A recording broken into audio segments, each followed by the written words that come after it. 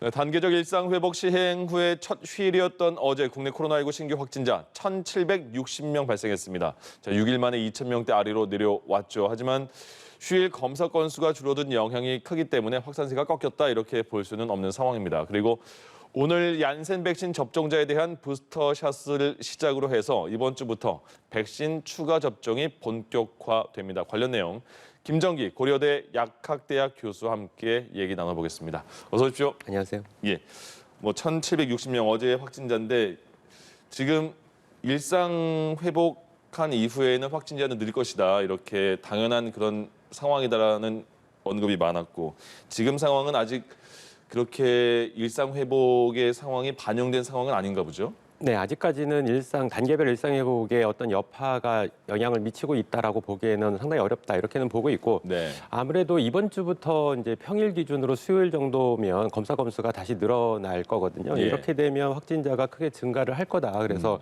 지난주 수요일 확진자 수보다는 훨씬 더 증가를 할 거다 이렇게 예측을 하고 있습니다. 예. 그러니까 지금 단계별 일상 회복으로 전환을 했다라고 해서 급격하게 증가할 거라고는 보지 않고요. 이게 이제 주별로 계속 진행이 되면서 점차 계속 증가를 할 거다라고 보고 있습니다. 예. 실제로 말씀하신 것처럼 오늘 신규 확진자 발표된 게 1,760명인데 검사 건수가 8만 건 정도밖에 안 되거든요. 그러니까 보통 우리가 지금 단계에서 평일 기준의 검사 건수가 보통 15만 건, 16만 건 이렇게 됩니다. 그러니까 네. 절반 정도의 검사 건수를 보였기 때문에 아무래도 이번 주 수요일 날 한 15만 건, 16만 건의 검사 건수가 진행이 된다라고 하면 분명히 3,000명 안팎의 또는 그 이상의 신규 확진자도 나올 가능성이 상당히 있다 이렇게는 보고 있습니다. 만약에 교수님 말씀대로 3,000명 선이 됐다. 수요일 확진자 확인돼 보니까 그 정도면 그 많은 국민들이 놀라야 될 상황인가요? 아니면 그 정도는 받아들일 수 있는 상황인 건가요?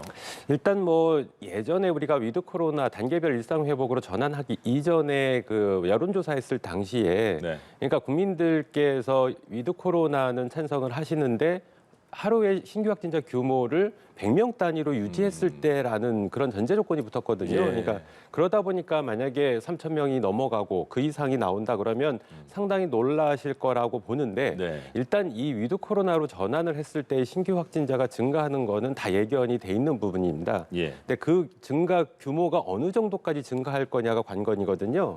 그래서 이 부분도 방역 당국의 입장과 전문가들의 입장마다 다 다른데 제가 보기에는 적어도 10,000명 단위까지도 충분히 넘을 거다라고는 보고 있습니다. 네. 최악의 시나리오 상으로는 예. 그 이상도 발생할 가능성이 있고요.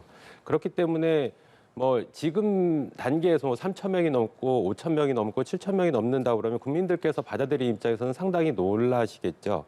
근데 이 부분은 예견돼 있는 부분이다. 그러니까 이 부분을 우리가 얼마만큼 관리를 할 거냐. 가장 중요한 부분이 우리나라 의료 체계가 어느 정도 감당이 가능하느냐.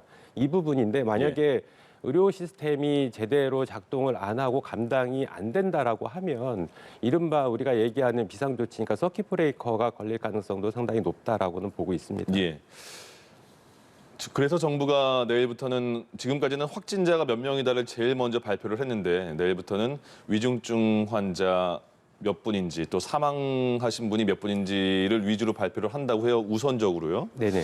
그러면 지금 추세를 보니까 위중증 환자가 어제까지 이틀 연속 400명대가 됐고 또 사망자는 11월 들어서 평균이 17분이 돌아가신다고 하는데 네. 지금 이 위중증 환자와 사망자 추이는 어떻게 저희가 파악할 수 있을까요? 지금 위중증 환자와 사망자 이런 사례들은 지금의 현상이 아니고 과거에 그러니까 위중증 환자 같은 경우에는 보통 한 2주 정도 전에 그리고 네. 사망자는 한 4주 정도 전에 감염되신 분들 중에서 나타나는 현상이거든요. 그러니까 예. 지금은 어떻게 보면 우리가 추석 연휴에 여파가 있을 때 9월 25일 같은 경우에는 최 3,200명이 넘는 신규 확진자가 나왔거든요. 네.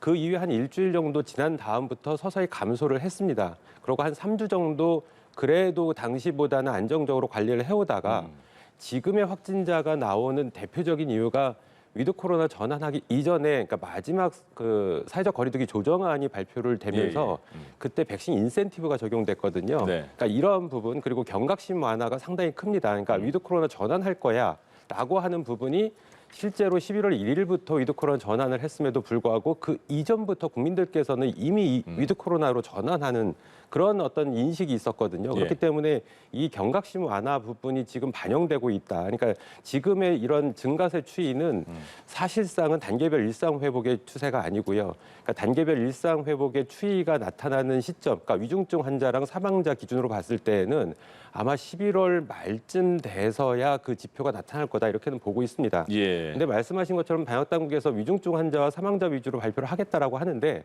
일단 위중증 환자와 사망자도 신규 확진자 규모랑 연동돼 있거든요. 그렇죠. 그러니까 기본적으로 신규 확진자 규모는 상당히 중요하다. 저는 이렇게 보고 있습니다. 그래서 예. 함께 이러한 지표들을 종합적으로 판단을 해야지 어느 하나만 가지고 판단하기는 상당히 어렵다. 이렇게는 보고 있고 그럼 최근에 지금 위중증 환자나 사망자가 과거에 추석 연휴 이후에 확진자 규모가 어느 다소 감소했을 때의 여파거든요. 네. 근데 왜 또 오히려 증가하고 있느냐. 확진자는 당시 약간 줄었거든요. 예. 그 부분은 주로 확진자가 발생을 하고 위중증 환자로 전환되는 연령대 60대 이상입니다. 그러니까 과거에 우리가 이 사망자나 위중증 환자 비율이 줄어들었던 대표적인 이유가 백신 접종률이 60세 이상에서 진행이 되면서 반영됐던 부분인데 예. 지금 그 항체 수준이 감소하면서 다시 돌파 감염이 발생을 하고 그리고 돌파 감염자 중에서도 위중증 환자나 사망자가 나오고 있거든요. 그래서 예. 이러한 부분 때문에 지금 이런 추이가 증가하고 있다 이렇게는 보고 있습니다. 항체 수치가 감소했다는 거는 그만큼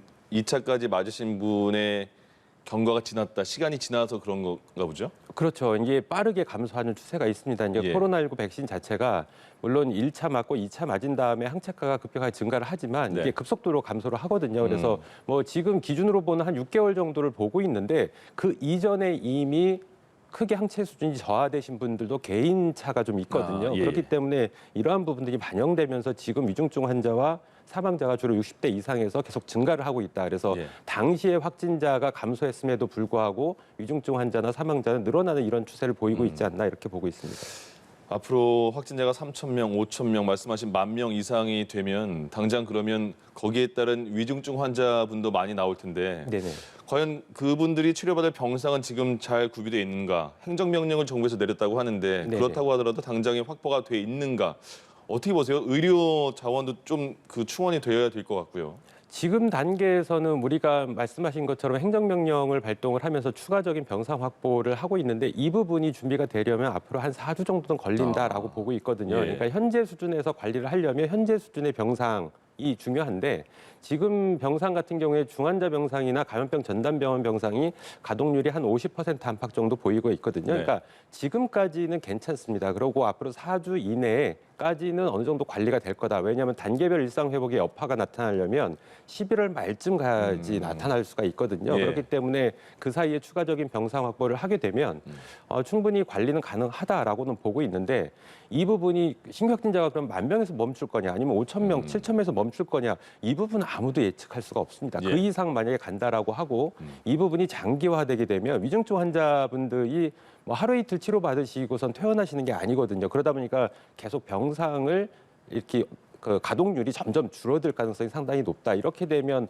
어느 순간 12월 정도 가면 아마 우리가 가용할 수 있는 병상이 상당히 부족해질 가능성도 있다. 이렇게는 보고 있고 더군다나 그 시점이 계절적인 영향이 반영이 되다 보니까 확진자가 폭증할 가능성도 상당히 높다. 이렇게는 보고 있습니다. 그리고 병상 확보 이런 산술적인 숫자가 중요한 게 아니라 실제로는 이를 운영할 수 있는 인력도 상당히 필요한데 그러니까요. 인력 확보에 대한 방안은 사실상 지금 상태에서는 없는 부분이 있거든요. 예. 그리고 더군다나 그 중환자 같은 경우에는 특정 의료기기 에크모와 같은 이런 시설들이 필요한데 이런 시설이나 장비 같은 부분들이 충분히 확보돼 있느냐 이 부분에 대해서는 좀 의문점이 있다라는 생각을 가지고 있습니다. 보완할 부분도 계속 생기는 것 같고요. 지금 이제 10대들은 그러니까 백신은 다 모든 국민이 의무는 아니지만 10대는 그래도 부모님과 상의해서 맞아라 이러는 거잖아요. 지금 네네. 권고하는 상황인데. 근데 최근에 외국도 그렇고 10대들 확진도 많이 되는 상황이고 그럼 10대들은 위중증으로 가거나 사망으로 이어질 확률은 다른 연령대보다 확실히 작긴 작나요? 그렇죠. 지금 아직까지는 10대 이하 연령대에서 사망 사례가 나온 적은 없거든요. 네. 20대 이상이 넘어가야 되는데 예. 일단은 그럼에도 불구하고 지금까지는 어느 정도 소아청소년들에 대한 어떤 확진 사례들을 관리를 잘 해왔다라고 하면 예. 지금 단계별 일상 회복으로 넘어가기 때문에 감염의 위험도는 상당히 높아집니다. 그러니까 단계별 일상 회복에서 가장 위험한 그룹이 백신 미접종 그룹. 그러니까 그 속에는 물론 18세 이상 성인 중에 한 500만 명에서 530만 명 정도가 아직 미접종 상태가 있고요. 예. 그리고 반대로 유사한 비율로 소아청소년들에 대해서는 접종이 안 이루어지고 있는 상태거든요. 일부 접종은 이루어지고 있습니다만 네네. 그러다 보니까 이 소아청소년들에 대한 어떤 감염 위험도는 상당히 높아진다. 이렇게 됐을 경우에 일반적인 건강한 소아청소년들 같은 경우에는 실제로 사망까지 이어지는 사례는 없을지는 몰라도 예. 아무래도 기저질환이 있는 학생들, 소아청소년들이 있거든요. 이런 그룹에서는 아마 경우에 따라서는 사망 사례도 나타날 가능성도 배제할 수는 없다 이렇게는 보고 있습니다. 그러니까 그 기저질환이라는 게 네. 평소에 만약에 본인이 못 느끼는 기저질환이 있을 수도 있잖아요. 네네. 그러니까 코로나에 확진이 된 이후에 알고 봤더니 기저질환이 있어서 더 그 증세가 악화된 그런 경우도 있을 수 있지 않을까요? 일단 그럴 가능성, 게 백신 접종에 의한 어떤 이상 반응 같은 경우에는 우리가 현재 인지하지 못하는 어떤 기저질환이 작용을 할 가능성은 있는데 네. 감염에 의한 경우에는 조금 다르지 않을까 생각을 하고 있는데 일단은 예. 대표적으로 기저질환, 소아청소년 기저질환 중에 뭐 소아 비만도 있고 소아 당뇨도 있거든요. 이런 내분비계 쪽에 질환이 있는 그런 소아청소년들이나 예. 아니면 면역 저하가 되어 있는 그룹도 있거든요. 그리고 여러 가지 각종 만성 호흡기 질환이라든가 심장계 질환이라든가 이런 질환들을 가지고 있는 소아청소년들도 있습니다. 그래서 이러한 그룹에서 감염이 됐을 때는 아마 위험한 사례로 갈 가능성도 배제할 수는 없다 이렇게는 보고 있습니다. 예. 방역 패스라는 게 이제 백신을 맞은 사람이거나 아니면 PCR 검사 음성을 보여주세요. 그러면 여기서는 안전하게 지낼 수 있습니다. 이런 개념이잖아요. 네네네. 근데 방역 패스를 지금의 한강에서도 이제 치맥 먹을 수 있다고 하고요. 네. 공연장도 오픈을 했고 야구장도 오픈을 했고 어느 부분이 좀 그래도 신경을 더 많이 써야 되지 않을까 조심스러우세요. 일단은 지금 시점에서는 방역 당국에서 500명 이상의 대규모 공연장에 대해서는 소아청소년들에게도 방역 패스를 적용을 하겠다라고 얘기를 하고 있는데 네. 그 이후에 더 확장을 할 거냐 이 부분에 대해서는 검토 중이다라는 얘기만 있습니다. 확정된 부분은 없는데 예. 일단 가장 중요한 부분이 마스크를 벗게 되는 환경. 아. 그러니까 원래는 이 연령대를 불문하고 예. 가장 대표적으로 마스크 벗는 부분이 식당 가면은 뭐 음식 먹을 때 마스크를 벗게 되거든요. 그러니까 가장 위험한 어떤 업종 중에 하나입니다. 근데 이 부분까지 이런 제한을 두게 되면 아마 일상생활에 상당히 어려움이 있다라고 판단을 해서 이 부분은 이제 배제를 한 부분인데 예. 나머지 부분 중에서는 기본적으로 마스크를 벗게 되는 환경들이 있죠. 그러니까 목욕탕 같은 곳에 갔을 때 네. 아니면 노래방 같은 경우에도 글쎄요, 그 작은 밀폐된 공간에서 마스크를 쓰고 노래를 부르는지 벗고 하는지가 확인이 안 되거든요. 네. 그러니까 이러한 부분들이 사실상 문제가 좀 된다. 만약에 대표적으로 언급되는 부분이 PC방도 있는데 PC방에서 업주가 잘 관리를 해서 마스크를 절대 못 벗게 하고 그 안에서 음식물을 섭취를 못하게 한다라고 하면 어느 정도 관리는 가능하다라고는 보는데 불가피하게 이렇게 뭐 씻을 때, 그러니까 목욕탕 같은 곳에서 마스크를 벗게 되면 상당히 위험도가 증가한다 이렇게는 보고 있고 과거에 목욕탕 같은 곳에서 계속 이제 집단 감염이 일어났거든요. 근데 예. 대표적인 이유가 당시에 이제 이 밀폐된 공간이고 환기가 안 되기 때문이라고 얘기를 하는데 사실상 그런 이유뿐만 아니라 더불어서 이 물 속에서도 바이러스가 상당 기간 살아남습니다. 특히나 우리가 온탕이라고 하는 50도 전후에서도 꽤 오랜 시간, 그러니까 수시간 동안 살아남거든요. 그러니까 이러한 환경들이 전파의 어떤 매개체가 될 수가 있기 때문에 예. 적어도 마스크를 벗게 되는 일정 기간 벗게 되는 이러한 그런 업종에 대해서는 아무래도 앞으로 좀 위험하지 않을까, 관리가 좀 안 되지 않을까. 그래서 이러한 부분들은 지금 당장 적용이 안 되기 때문에 지금 그 운영하시는 분들이 철저히 관리를 해서 더 이상 이러한 집단 감염 사례가 발생하지 않도록 해야지만 향후에 백신 패스 적용, 그러니까 방역 패스 적용에서 제외될 수가 있다 이렇게는 보고 있습니다. 이번 달 18일 이제 뭐 10일도 안 남았나요? 수능이 곧 앞닥쳤잖아요. 네네. 근데 고등학교에서도 몇 명 집단 감염이 나오는 곳이 있습니다. 그래서 비상이 걸린 것 같은데 그러면 그 학생들이 고3 학생들은 대부분 이제 백신을 맞지 않았겠습니까? 네네. 근데 그 학생들이 또 학원을 가면 학원에는 뭐 1, 2, 3학년 다 섞어 있으면 네. 안 맞은 학생들도 있을 테고 네. 그런 데에 대해서는 특별한 그 조치가 아직은 없는 것 같은데요. 아직은 없지만 그래도 적어도 학원이라고 하는 어떤 필수성이 좀 지금 인정이 되고 있다라고 보시면 될 것 같습니다. 예. 그러니까 식당과 다 같은 개념인데 학원을 뭐 방역 패스를 적용을 해서 제한을 두게 되면 그 주로 이용하는 대상자가 소아청소년들이거든요. 그렇죠. 그러다 보면 사실상 문을 닫으라고 하는 아. 얘기랑 똑같다 보니까 예. 아직까지는 이런 방역 패스나 이런 것들이 적용이 안 되고 있는데 일단 관리를 잘 해야 되겠죠. 적어도 이제 마스크를 학생들이 잘 쓰고 있는지 네. 뭐 턱스크나 코스크 같은 걸 하고 있는지 이런 부분들도 그 운영하시는 분들이 철저히 관리를 해야지만 향후에 이 부분이 부메랑으로 돌아가지 않는다. 그래서 지금 단계에서는 사실상 뭐 이 방역 개인 방역 수칙에 준수하고 있는 이런 측면이 분명히 있다라고는 보고 있습니다. 그러니까 이게 단계적 일상 회복을 가더라도 마스크를 벗는다는 생각은 아예 지워야 될 것 같아요. 이게 향후에 우리가 지금 단계별로 해갖고 3단계까지 구분을 하고 있는데 예. 3단계까지 넘어가게 되면 그 이후에는 가능은 하겠죠. 근데 네. 지금 단계는 상당히 과거보다는 위험도가 증가돼 있는 상태다. 그러니까 지금 단계에서 적어도 실내에서는 반드시 마스크를 잘 쓰셔야지만 추가적인 미접종자에 대한 감염이라든가 아니면 돌파 감염을 막을 수 있다. 이렇게는 보고 있습니다. 예, 마스크 벗으려면 마스크까지는 아직까지 멀었다 이런 생각은 하셔야지 좋을 것 같습니다. 이제 오늘부터 얀센 맞으신 분 얀센은 한 번 맞으셨는데 그분들에 대한 부스터샷 접종이 시작이 됩니다. 얀센 맞으신 분들은 보통 부스터샷은 2차 접종자에 대해서는 6개월 정도 이후에 맞는 것 같은데 얀센은 2개월 후부터 맞게 되는 건가요? 네, 지금 얀센 같은 경우에는 1차만 접종을 맞다 보니까 그 항체 수준이 급격하게 떨어지는 속도가 다른 백신 형태 2차까지 맞는 것보다는 훨씬 더 빠르게 진행이 되고 있거든요. 예. 사실상 2개월 정도, 그러니까 얀센 백신 접종 후에 그러니까 완료 후에 2개월 정도가 지나가면 항체 수준이 상당히 많이 떨어진다는 연구 결과들이 있거든요. 네. 그렇다 보니까 지금 2개월 이후부터 추가 접종이 들어가는 부분이 있는 거고요. 예. 이 부분에 대해서도 교차 접종을 허용을 하고 있습니다. 그러니까 얀센 백신을 추가 접종으로 맞는다. 이 부분은 아스트라제네카 백신을 2회까지 접종하는 것처럼 그 바이러스 벡터에 의한 항체가 효과를 감소시킬 수가 있거든요. 예. 그래서 교차 접종을 했을 때는 이러한 효과를 배제할 수가 있기 때문에 아무래도 mRNA 백신으로 접종하시면 향후에 항체 수준이 크게 증가하는 데 도움이 될 거다 이렇게는 보고 있습니다. 그러니까 얀센 백신 맞으신 분은 추가 접종에 대해서 화이자나 모더나를 맞을 수가 있는데 본인이 원하면 또 얀센도 맞을 수 있다고 해요. 근데 네.